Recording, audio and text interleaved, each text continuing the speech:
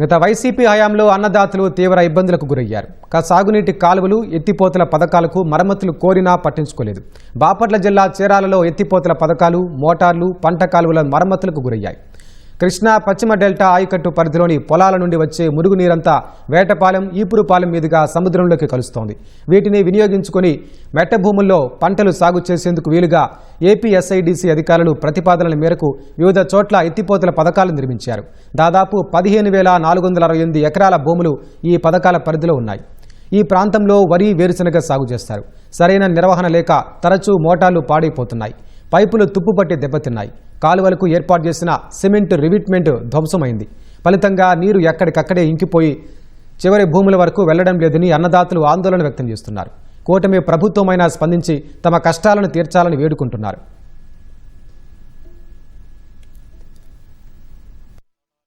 Irrigation కింద 2 ఎకరాల భూమి ఉన్నది.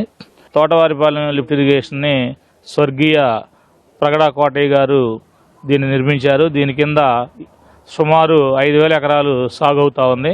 అయితే కాలక్రమేణా మోటార్లు దెబ్బతిని షెడ్ కూడా శిథిలావస్థ చేరి ఇప్పుడు దాని పరిస్థితి చాలా దయనీయంగా ఉంది. ప్రస్తుతం రైతులు కాస్త డబ్బులు వేసుకుని దాన్ని వాటర్ పొలాలకి తెప్పిస్తూ ఉన్నారు.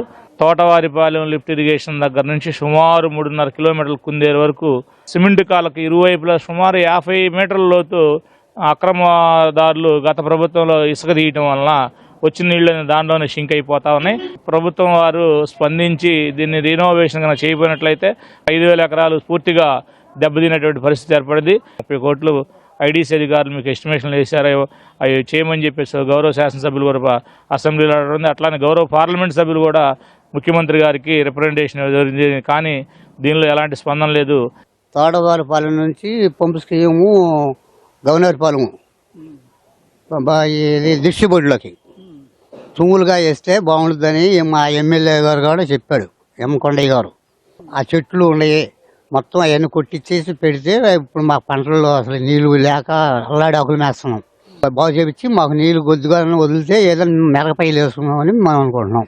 10 సంవత్సరాల నుంచి కూడా ఏమి నష్టం జరగదు. ఇప్పుడు 5-6 ఏళ్ల నుంచి బాగా ఇబ్బంది అయిపోయి ఇసుక ఎక్కువగా తోడి ఆ మురుకాల్లో ఏదైనా కానీ దాన్ని ఏర్పాటు చేయకపోతే అక్కడే ఫుట్బాల్ ఆగుతుంది.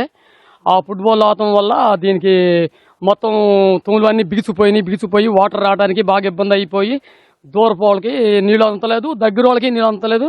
ప్రభుత్వం ఏదైనా అవకాశాలు ఉంటే దాన్ని సహాహారంగా చేస్తే మాకు కూడా మేము రైతులు ఇదైపోతాం. ఈ పైపులు తీసేసి మామూలుగా మాకు పంట కాలువగా అనగా సెటిల్మెంట్ చేయాలి గవర్నమెంట్ ద్వారాగా. అవి బాగా చెప్పిన గవర్నమెంట్కి ఇప్పుడు 2-3 సార్లు మేము అర్జీలు పెట్టాం. చీరాల ఎమ్మెల్యే కొండయ్య గారికి ముఖ్యమంత్రి ద్వారా అందించాం. దయచేసి మాకు ఒక పని చేయాలని కోరుకుంటున్నాం. గనివారిపాలెం ఒకటి, కొత్తపాలెం ఒకటి, పొలాపాలెం ఒకటి, కారువారిపాలెం ఒకటి, పాత కారువారిపాలెం ఒకటి, బోనావులపాలెం, తోటవారిపాలెం, పిట్టివారిపాలెం. ఈ పంపు స్కీమ్ మీద ఆధారపడి 10 ఊళ్ళు ఉన్నాయి. ఇప్పుడు 10 ఊళ్ళు చక్కగా ఉండాలంటే ఖచ్చితంగా గవర్నమెంట్ చర్య తీసుకుని ఈ పనులను చేస్తే కానీ రైతులు చక్కగా ఉంటారు.